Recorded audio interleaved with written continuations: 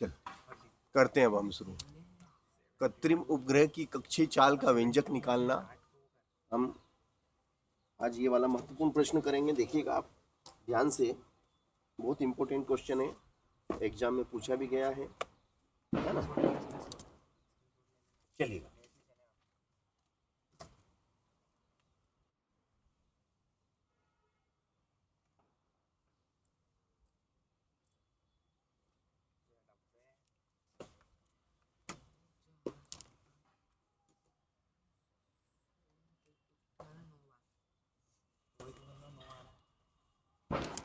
देखिएगा कक्षीय कृत्रिम उपग्रह की कक्षीय चाल का व्यंजक, यहाँ लिखिए आप, कृत्रिम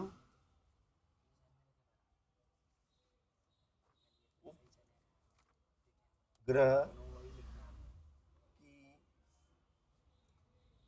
कक्षीय चाल का व्यंजक हम आपको निकाल के दिखा रहे हैं, ठीक है ना। अब कक्षीय चाल किसे कहते हैं, तो आपको मालूम है किसी उपग्रह को किसी कक्षा में स्थापित करने के लिए आवश्यक चाल को उस उपग्रह की कक्षीय चाल कहा जाता है। अगर आप किसी उपग्रह को किसी, जैसे मान लो ये हमारी पृथ्वी है, ये हमारी पृथ्वी है जिसका द्रव्यमान m है, ये हमारी पृथ्वी है ना, यह हमारी पृथ्वी है, ठीक है। ये क्या है, हमारा अर्थ है, ठीक है, ये हमारा अर्थ है जिसका द्रव्यमान क्या है, जिसका द्रव्यमान कैपिटल m है। वेरी गुड, बिल्कुल सही करा बेटा।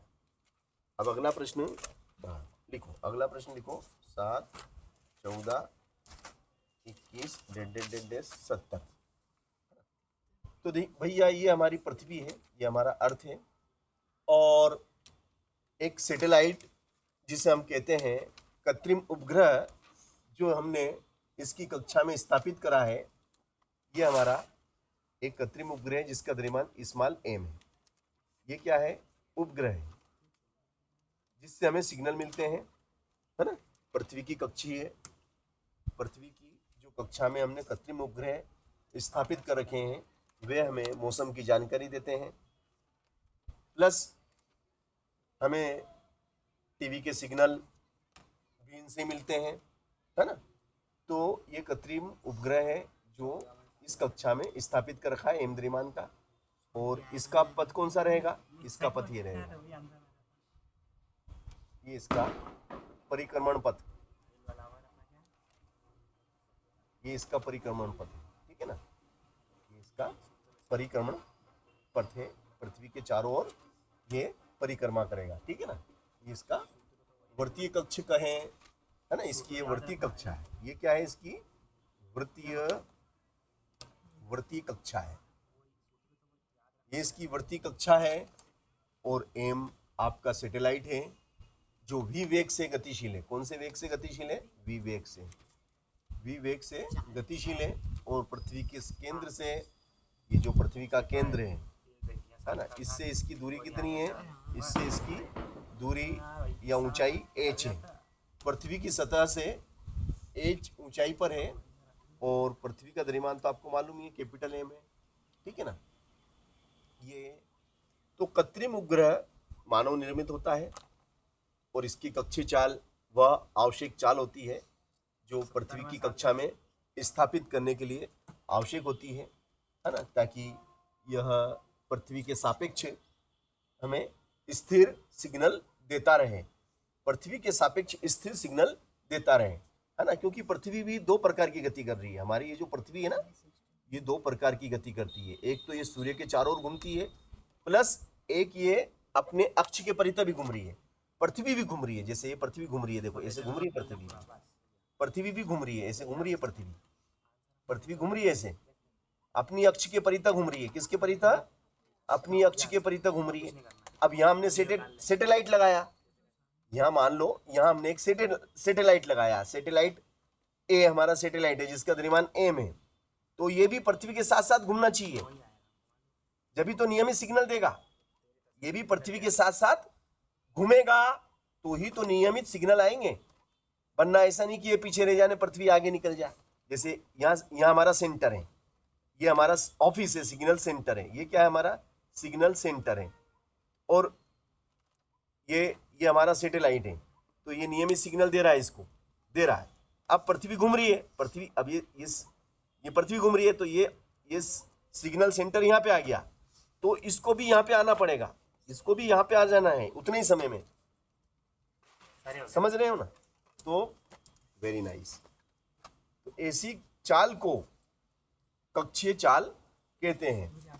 तो सैटेलाइट की चाल इस प्रकार से रखी जाती है कि वो पृथ्वी के सापेक्ष स्थिर बना रहे, ठीक है ना?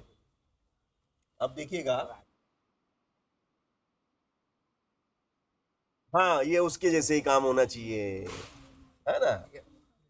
तो अब सैटेलाइट की चाल ज्यादा होती है इसमें, पृथ्वी की जो घूर्णन, पृथ्वी के घूमने की जो गति है, पृथ्वी के घूमने की गति से ज्यादा, उससे ज्यादा रखना पड़ेगी इसकी चाल आपको, क्योंकि इसको ज्यादा दूरी तय करना है, इसका पथ ज्यादा बड़ा है, इसका पथ बड़ा है, पृथ्वी का तो देखो, पृथ्वी का पथ छोटा है, इसका तो बड़ा है, तो इसकी चाल सैटेलाइट की ज्यादा रहेगी, ध्यान रखना, है ना, पृथ्वी की चाल से। अब माना, लिखो बेटा, माना कि एम, अभी जितने भी सवाल मैंने कराए उनको फिर से करो, जो मैंने करा दिया ना, ठीक है ना? माना कि एम द्रव्यमान, माना कि एम द्रव्यमान का एक, माना कि एम द्रव्यमान का एक उपग्रह, एम द्रव्यमान का एक उपग्रह, जो उपग्रह हमने लगाया है वो एम द्रव्यमान का है, पृथ्वी की सतह से एच दूरी पर उपग्रह पृथ्वी की सतह से एच दूरी, पृथ्वी की सतह से एच दूरी पर वर्तीय कक्षा में, वृत्तीय कक्षा, वर्तीय कक्षा में, वर्तीय कक्षा में कक्षीय चाल, कक्षीय चाल v0 से गति कर रहा है, v0 से गति कर रहा है, v0 से गति कर रहा है, तथा पृथ्वी का द्रव्यमान, तथा पृथ्वी का द्रव्यमान कैपिटल एम है, तथा पृथ्वी का द्रव्यमान कैपिटल एम व त्रिज्या कैपिटल आर है। यहां तक आ गए हम, बिल्कुल। अब देखिएगा, वर्तीय मार्ग में गति करने के लिए जो आवश्यक अभिकेंद्रीय बल है, अब ये जो हमारा सैटेलाइट है ये वर्तीय गति कर रहा है, क्या कर रहा है, ये देखो वर्तीय गति कर रहा है, इसकी गति कैसी है, वर्ताकार है, तो वर्ताकार गति करने के लिए जो आवश्यक अभिकेंद्रीय बल है, यहाँ लिखेंगे कि वर्तीय मार्ग, वर्तीय मार्ग में गति करने के लिए, गति करने के लिए, गति करने के लिए आवश्यक, गति करने के लिए आवश्यक, आवश्यक अभिकेंद्रीय बल, आवश्यक अभिकेंद्रीय, आवश्यक अभिकेंद्रीय बल, आवश्यक अभिकेंद्रीय बल F बराबर m v square, m v square, v square की जगह v0, क्योंकि यहाँ पे कक्षीय चाल वी स्क्वायर बटे आर, वी स्क्वायर बटे आर, ठीक है। अब न्यूटन के सार्वत्रिक गुरुत्वाकर्षण नियम से हम जानते हैं, है ना, लिखेंगे चूंकि न्यूटन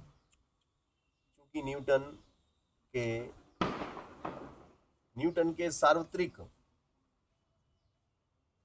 गुरुत्वाकर्षण, न्यूटन के सार्वत्रिक गुरुत्वाकर्षण नियम से, न्यूटन के सार्वत्रिक गुरुत्वाकर्षण नियम से हम क्या जानते हैं? हम जानते हैं कि पहला पिंड तो हमारा सैटेलाइट है और दूसरा पिंड हमारा पृथ्वी है। ये दोनों पिंड है, तो इन दोनों पिंडों के द्रव्यमानों के गुणनफल के समानुपाती, किंतु इनकी बीच की दूरी के वर्ग के व्युत्क्रमानुपाती होता है। तो इनके बीच की दूरी को हम क्या मानेंगे? देखिएगा अब आप, इनके बीच की दूरी को हम मान लेते हैं कि भैया इनके बीच की दूरी हो जाएगी, अभी आर मान लो, चलो अभी तो आर मान के चलो, आर का वर्ग, और यहाँ आ जाएगा कैपिटल जी।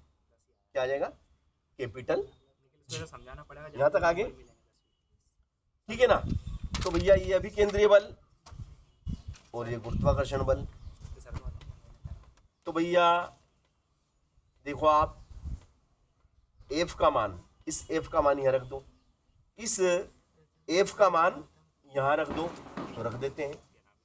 देखिएगा मैं इस एफ का मान यहाँ रख देता हूँ, तो ये हो जाएगा एम वी जीरो स्क्वायर बटे आर बराबर capital G capital M small m बटे आर स्क्वायर। अब आर स्क्वायर है तो मैं आर के यहाँ पे दो टुकड़े कर लेता हूँ, आर इंटू आर कर लेता हूँ। एक आर कट गया आपका, तो क्या रह गया आपका? एम वी जीरो स्क्वायर बराबर capital G capital M small m बटे आर। ठीक है, यहाँ तक आ गए हम? बिल्कुल आ गए। इसके आगे देखिएगा अब क्या होता है। अब भैया यहाँ पर ध्यान से देखते हैं तो ये एम से ये एम भी गया, वी स्क्वायर बराबर कैपिटल जी कैपिटल एम बटे आर। यहाँ तक आ गए हम। वर्ग घटेगा तो वर्गमूल लग गया, तो वी जीरो बराबर क्या? अंडरवुड में कैपिटल जी कैपिटल एम बटे आर। यहाँ तक आ गए। इसको समीकरण 1 दे दिया हमने। क्या नाम दे दिया इसको? समीकरण 1 दे दिया हमने। ठीक है ना? अब यहां तक हम आ चुके हैं। अब ये कौन सी स्थिति की बात हो रही है ना? देखो ये कौन सी स्थिति की बात हो रही है? ये जो स्थिति है ये कब है? जब सैटेलाइट कहां पर है? पृथ्वी की सतह पे है, यहाँ पे है। मगर अपन ने क्या देखा कि भैया देखो ध्यान से देखिएगा, ये देखो ये यहां से यहां तक तो क्या है? कैपिटल आर है, और ये वाला ये पृथ्वी इस सतह से कितनी ऊंचाई पे है? इनके बीच की दूरी, ये सतह से ऊंचाई पे कितनी ऊंचाई पे? कैपिटल एच ऊंचाई पे है। तो यहां लिखेंगे, क्या लिखेंगे? यदि पृथ्वी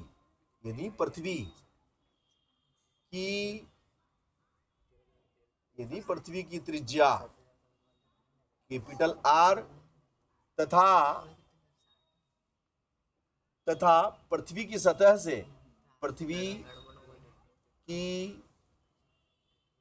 से उपग्रह की ऊंचाई h है, तो अब देखो भैया थोड़ा सा समझ लेना यहाँ पे।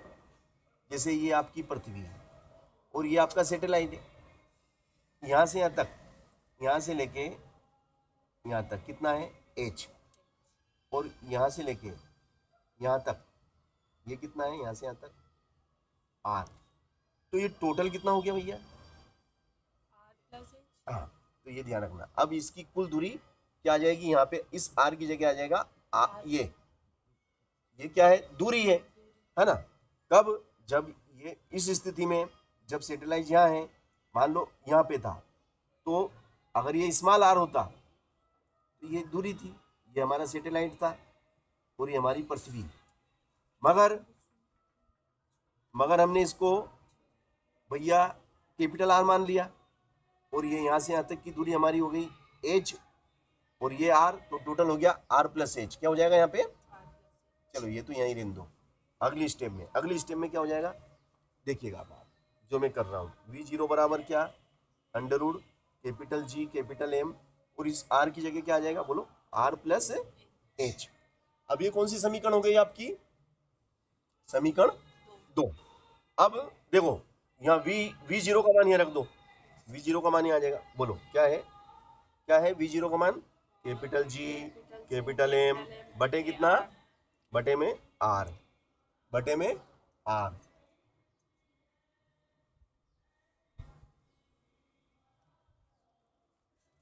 सॉरी यहां तक कर लिया। अब हमने कल पढ़ा था, क्या पढ़ा था? G और G में संबंध पढ़ा था। G और G में क्या संबंध पढ़ा था बताओ? क्या संबंध था भैया? स्मॉल g बराबर क्या था? कैपिटल G M बटे, ऐसा कुछ था, यही था ना? तो देखो यहां तक पढ़ा था हमने, है ना? यहां पर नीचे एक कर लेंगे, और कौन सा गुणा हो जाएगा? तिरछा गुणा। तिरछा गुणा करेंगे तो बताओ तिरछा गुणा करने पे क्या आएगा? बोलो। जी एम बराबर जी आर स्क्वायर, ये आएगा ना? चलिएगा अब v0 बराबर अंडर रूट, कहां पर थे? देखो यहाँ पे, देखो बेटा, इसकी जगह क्या आ जाएगा? जी एम की जगह क्या आ जाएगा? जी आर स्क्वायर। वो नीचे क्या है? आर प्लस, नीचे क्या है बेटा? आर प्लस एच लिख दिया, आर प्लस एच लिख दिया। वेरी गुड, चलो यहां तक हो गया हम। अब देखिएगा ध्यान से, आगे की प्रोसेस देखिएगा। v0 ऊपर क्या है? g, फिर ये क्या है? आर स्क्वायर है ना? तो अब हम क्या करेंगे कि आर स्क्वायर को हम बाहर लेते हैं। क्या करते हैं हम? आर स्क्वायर का मतलब क्या है देखिएगा, समझिएगा। आर गुणित आर है, वो नीचे आर प्लस एच, तो ये जोड़ा बन गया, तो ये जोड़ा कहा जाएगा?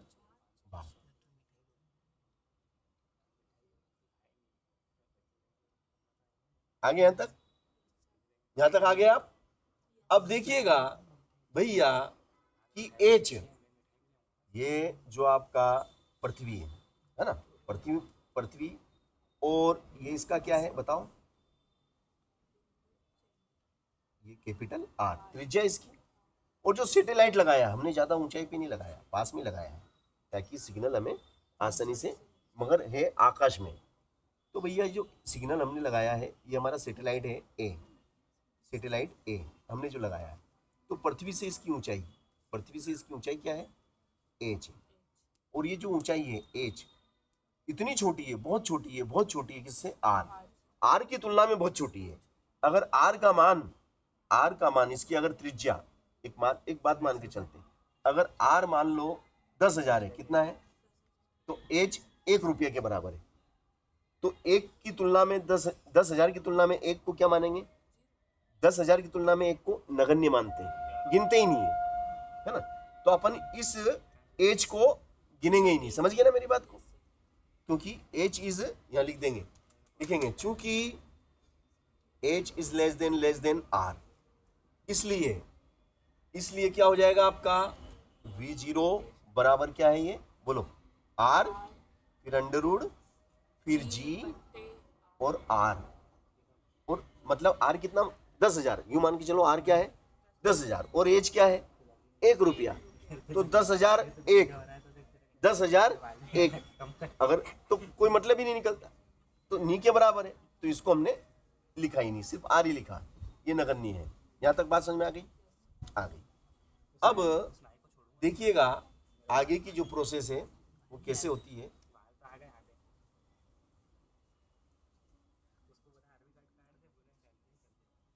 अपन ने गलती करी, अपने को आर बाहर लेना ही नहीं था, आर अंदर ही रहने देना था। क्या करना था? आर अंदर ही रहने दो, बाहर लो ही मत लो बेटा। क्या आर को क्या है, आर गुणित आर है ना, ऐसा ही है ना, ऐसा ही रहने दो, मत लो, बाहर मत लो, आर गुणित आर, समझ गए। अब देखो ये आर से ये आर कट गया, तो वी जीरो बराबर क्या हो गया, जी आर। ये क्या निकल गया आपका, यही कक्षीय चाल का व्यंजक है, यही कक्षीय चाल का अभिष्ट व्यंजक है, अभिष्ट व्यंजक है, यही कक्षीय चाल का अभिष्ट व्यंजक। कठिन के सरल कर लिया, ये समझ गए, very good very good very good, कसका दो। चलो अगला प्रश्न है भैया आपका, और अगला प्रश्न है कि ये वाला, पृथ्वी की सतह से गहराई के साथ जी के मान में क्या परिवर्तन होता है, गणितीय गणना के आधार पर समझाइए। मतलब पृथ्वी के अंदर जाते हैं, पृथ्वी की सतह के अंदर जब जाते हैं तो जी का मान किस प्रकार से परिवर्तित होता है, इसकी हमें गणना करना है। बहुत सरल है, बहुत सरल है, देखिएगा आप, ये भी हम आपको, बातें मत करो, याद करने लगे आप, प्रश्न उत्तर है ना।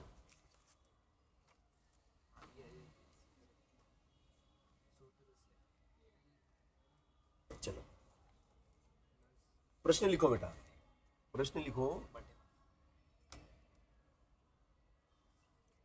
पृथ्वी की पृथ्वी की सतह, पृथ्वी की सतह से गहराई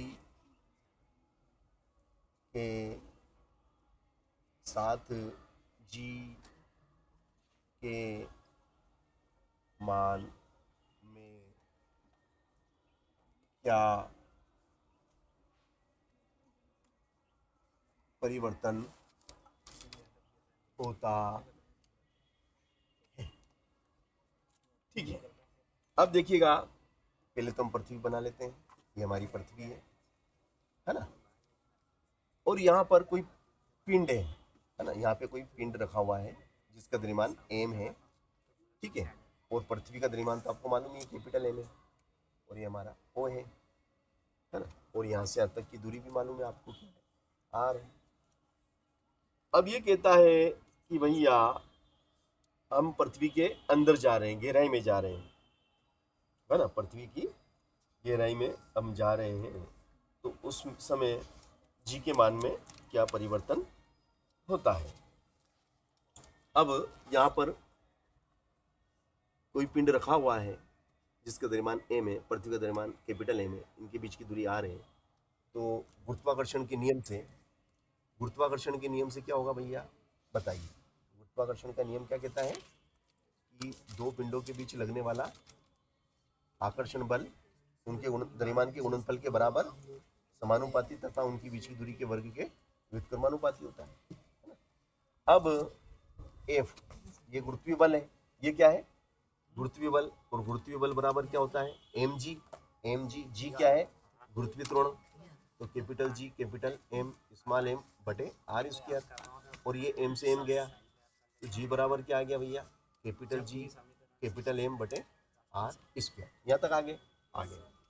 अब ये कहता है कि भैया द्रव्यमान, पृथ्वी का जो द्रव्यमान है, किसका द्रव्यमान पृथ्वी का द्रव्यमान, तो पृथ्वी का द्रव्यमान बराबर क्या होगा पृथ्वी का द्रव्यमान, तो घनत्व, घनत्व बराबर क्या होता बताओ, घनत्व का क्या सूत्र है द्रव्यमान बटे आयतन, द्रव्यमान बटे आयतन, द्रव्यमान बटे आयतन, तो नीचे एक तिरछा गुणा करो, तो एक का गुणा द्रव्यमान में करेंगे तो द्रव्यमान बराबर क्या, द्रव्यमान बराबर घनत्व, घनत्व द्रव्यमान बराबर घनत्व गुणित आयतन, है ना। तो देखो घनत्व गुणित आयतन, आयतन तो पृथ्वी कैसी है गोलाकार है, तो पृथ्वी का आयतन गोलाकार है, तो ये गोले का आयतन 4/3 pi r cube, pi r cube. और घनत्व की बात करें तो डेंसिटी डी, क्या मानेंगे पृथ्वी का घनत्व हम डी मानेंगे, पृथ्वी के घनत्व को डी से दर्शाते हैं। यहां तक आ गया, ये एम आ गया। क्या है ये आपका एम है। और एम का मान क्या रख देंगे, इसमें रख देंगे। किसमें रख देंगे, इस समीकरण एक, चलो इसको एक बोल दो, तो यहाँ पे एक में मान रखने पर यहाँ लिख दो समीकरण एक में कैपिटल एम का मान रखने पर। चलो रखते हैं भैया, कैसे देखिएगा अब आप, स्मॉल जी बराबर क्या, कैपिटल जी, और ये जो एम है, इस एम की जगह क्या आ जाएगा बेटा, लिखो लिखो 4/3 pi r cube D.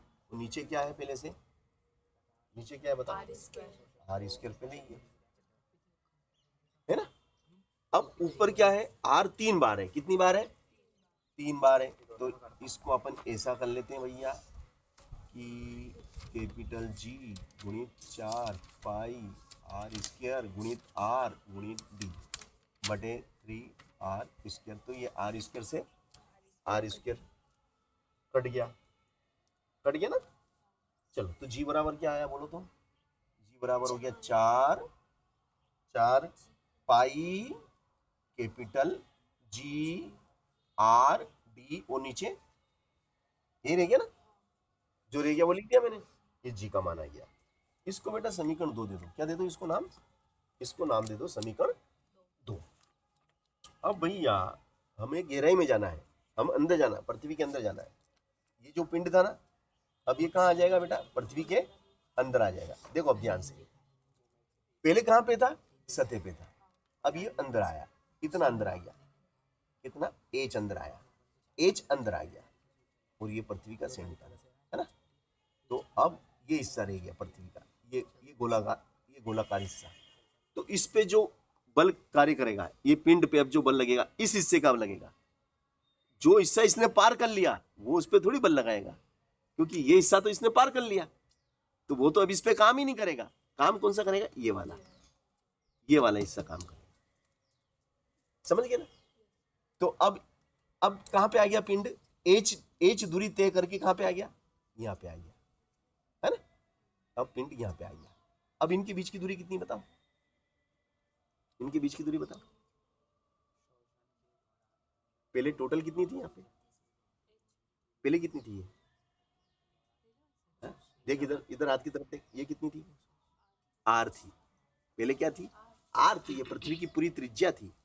Are में से कितनी कम हो गई, एच कम हो गई, ये एच चले, हम एच चले, ये कम हो गई, इतनी कम हो गई, है ना। समझ गए ना मेरी बात को।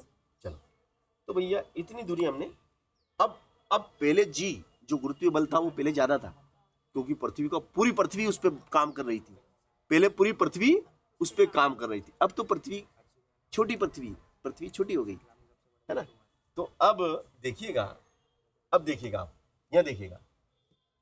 यहाँ देखिएगा एफ बराबर जी एम बटे आर, आर की जगह यहाँ क्या आ जाएगा, आर माइनस एच का होल स्क्वायर, समझ गए ना।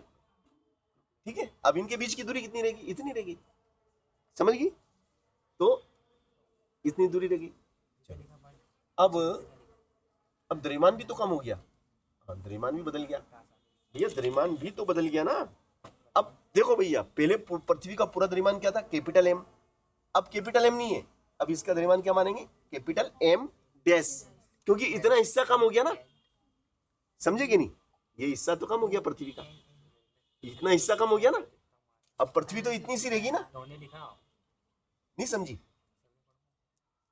समझी कि नहीं समझी, नहीं समझी। जैसे ये पूरी पृथ्वी है ना, देखना ध्यान से समझना, ये पूरी पृथ्वी है। अब इसका द्रव्यमान मान लो 10 किलो है, कितना है, 10 किलो मान के चलते हैं, है ना। अब यहाँ पे, यहाँ से हमने इसके अंदर गए, हम कितना अंदर गए, एच अंदर गए, कितना अंदर गए, एच। अब पृथ्वी का ये हिस्सा ही इस पे काम करेगा, ये वाला हिस्सा ही। अब पृथ्वी का ये वाला हिस्सा काम नहीं करेगा, ये काम नहीं करेगा इस पे, ये बल नहीं लगाएगा, क्योंकि ये तो पार कर लिया अपन ने। अब पिंड कहाँ पे आ गया, यहाँ से पिंड यहाँ पे आ गया। तो अब पृथ्वी का ये पहले क्या था, 10 किलो था, अब 10 किलो है क्या, अब तो 10 से कम ही है ना। तो इसको हम एम डैश मान लेंगे, क्या मान लेंगे, एम डैश, समझ गए ना। अब इनके बीच की दूरी कितनी, पहले कितनी थी आर, पहले कितनी थी आर, आर में से एच कम कर दिया, अब दूरी कितनी होगी, ये दूरी कितनी है आर माइनस एच, समझ गई ना। चलो अब पहले जो गुरुत्वीय त्वरण लग रहा था, पहले पूरी पृथ्वी जैसे ये पूरी पृथ्वी थी है ना, और पिंड यहाँ पे था, तो इस पे जो बल लगता था पृथ्वी के द्वारा, जो गुरुत्वीय त्वरण लगता था, गुरुत्वीय बल लगता था, वो जी था, क्या था, जी काम करता, गुरुत्वीय त्वरण जी काम करता था। अब पृथ्वी, पूरी पृथ्वी का जी था, अब ये तो पृथ्वी का छोटा सा टुकड़ा है, तो इसका भी मान कम हो जाएगा, इसका मान मानेंगे जी डैश, क्या मान लेंगे, जी डैश मान लेंगे।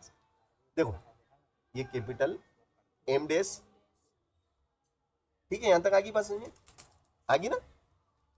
अब देखो, देखना बेटा, ये हो गया आपका आर माइनस एच का होल स्क्वायर, ठीक है, और इस एम से ये स्मॉल एम गया, तो जी डैश बराबर क्या, capital G capital M dash r minus h का होल स्क्वायर। यहां तक आगे, आगे साहब। अब भैया एम डैश, तो एम डैश का मान क्या हो जाएगा, देखो भैया एम डैश का मान बताओ, एम डैश का मान, एम डैश यानी द्रव्यमान, इस हिस्से का द्रव्यमान कितना है, इस हिस्से का द्रव्यमान कितना है, तो द्रव्यमान बराबर क्या होता है बेटा, आयतन इंटू घनत्व, है ना। तो पृथ्वी का आयतन क्या होता है, 4/3 पाई आर क्यूब। अब आर कितना है यहाँ पे, आर ये हिस्सा कितना है, इतना, आर माइनस एच का क्यूब, और घनत्व तो डी, घनत्व वही रहता है डी, है ना। ये हो गया आपका एम डैश, क्या हो गया ये आपका एम डैश। आगे यहां तक समझ में, बात समझ में आ गई ना। अब देख बेटा, एम डैश का मान यहाँ रखेंगे, कहाँ रखेंगे, एम डैश का मान कहाँ रखेंगे, यहाँ रखेंगे, रख दूं, चलो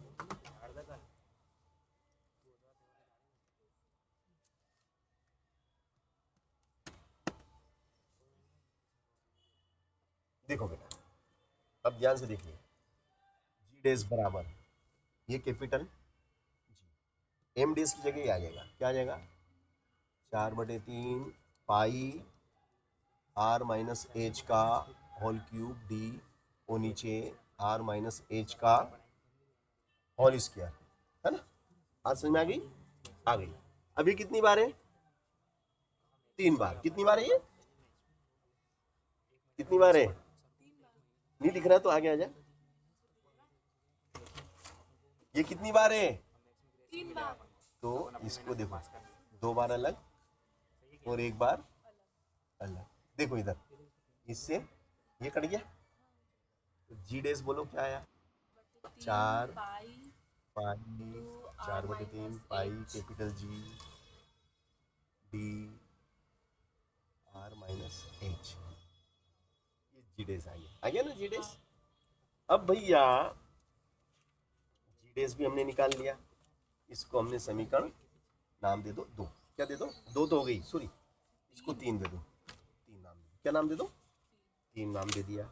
अब ये कहता है कि भैया हमें 3 में 2 का भाग लगाना है, किसमें, 3 में 2 का भाग लगा दो, लगा देते हैं, लिखो समीकरण 3 में समीकरण 2 का भाग देने पर, तो देखो जी डैश बटे जी, अब जी डैश का मान कितना है, 4/3 3 pi capital G D R minus H, तो नीचे बोलो बेटा ये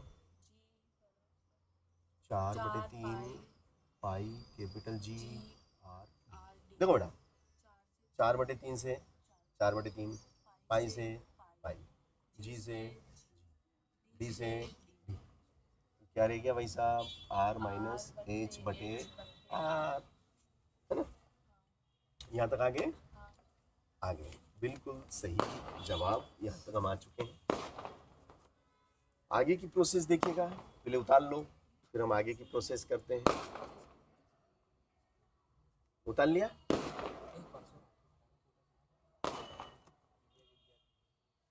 अब देखो क्या है ये, जी डेस बटे जी बराबर आर माइनस एच बटे, यही है ना।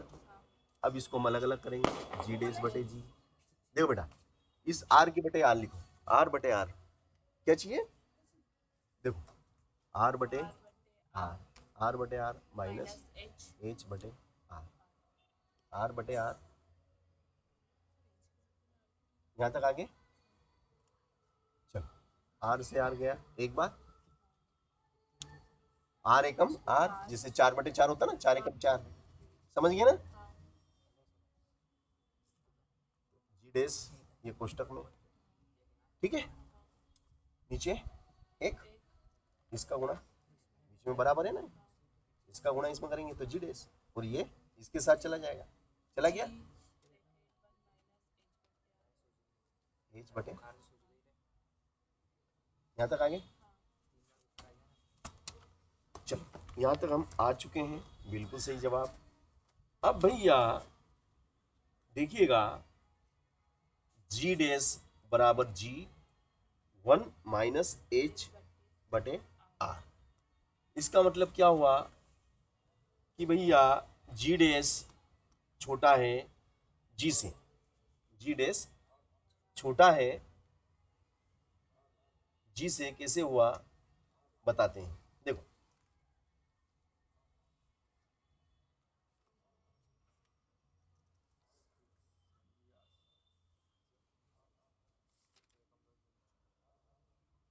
एच का मान,